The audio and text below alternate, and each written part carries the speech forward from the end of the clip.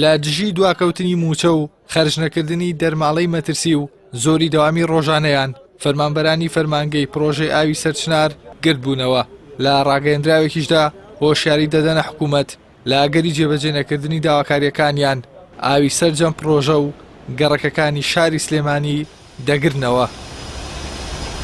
بە ناچاری پەنا دەبەینە بەر ڕاگرتنی ئاوی سەرچنار و دوکانی یەک و گشت بنکە و تانکی و پرۆژەکانی ناو شاری سلێمانی و دەوروبەری. پێشی هەموو شتێک ئێمە مشکلەی موچەکەمانە. ئێمە مەستا حساب کە بۆ 6 ڕۆژ بۆ 55 ڕۆژ بۆ 50 ڕۆژ دەرێ ئەمێنینەوە کە کرێکارمان هەیە پارەی کرێپاسی پێنێکە بێ بۆ مەشروعەکە دەوام کات. بەنسبەت هاندان و ئەمانە هیچ مکافە شتمان بۆ سەرف ناکرێ. فەرقشمانەکەن لەگەڵ پرۆژەی ئاوی دووکان ئەوان زیادەی موچەکەی خۆیان نێشانەیە مکافەیەشیان هەیە مانگانە ئەیاندرێتێ. لە بەرامبەردا بەڕێوەبەرایەتی ئاوی سلێمانی دەڵێت لە هیچ کەسێکی قبول ناکەن ئاو لە هاوڵاتیان بگرێتەوە. سەبارەت بە جێبەجێکردنی داواکاری فەرمانبەرانیش بەڕێوەبەری ئاوی سلێمانی دەڵێت دەستکاری موچە لە دەسەڵاتی ئەواندانیە و هاوکات هاوسۆزیشی بۆ داواکاری فەرمانبەران دەردەبڕێت، بەڵام دەڵێت کێشەکەیان لە ئەنجومەنی وەزیرانە.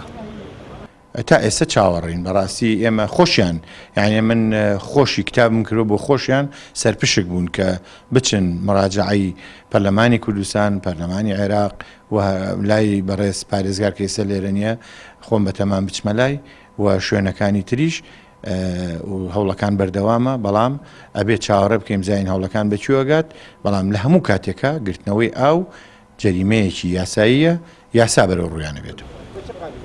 مانگرتنی فەرمانبەرانی پرۆژەی ئاوی سەرچنار و هەڕەشەی گرتنەوەی ئاو لە هاوڵاتیان لە کاتێکدایە ئەو فەرمانبەرانە پێشتر لەبارەی کێشەکانیانەوە داواکاریان ئاڕاستەی لایەنە پەیوەندیدارەکان کردووە، بەڵام وەک خۆیان دەڵێن گوێیان لێ نەگیراوە.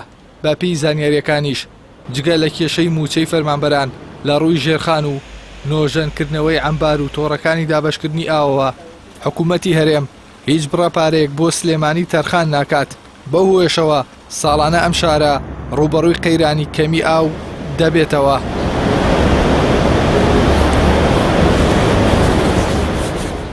ئیحسان سابیر کەناڵی ئاسمانی پەیام سلێمانی.